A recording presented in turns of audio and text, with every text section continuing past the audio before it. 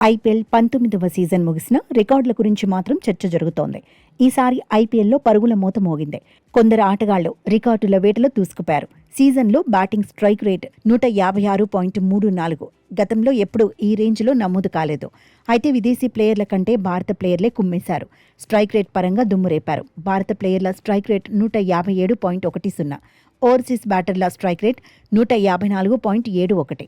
Vaibhav Suryavanshi 237.30 strike రేట్తో 776 పరుగులు సాధించాడు. ఇందులో 72 సిక్స్లున్నాయి. 19వ సీజన్ కంటే ముందు 9 సీజన్లలో టాప్ స్కోరర్లుగా నిలిచిన వాళ్లెవరూ టాప్ 15 స్ట్రైక్ రేట్ జాబితాలో లేరు.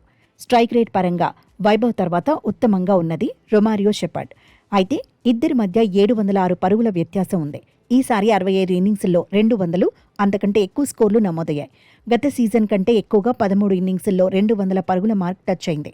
Sun Risers Hyderabad, Punjab Kings, Royal Challengers Bengaluru, Rajasthan Royals 9 ఇన్నింగ్స్ల్లో 200కు పైగా స్కోర్లు సాధించాయి.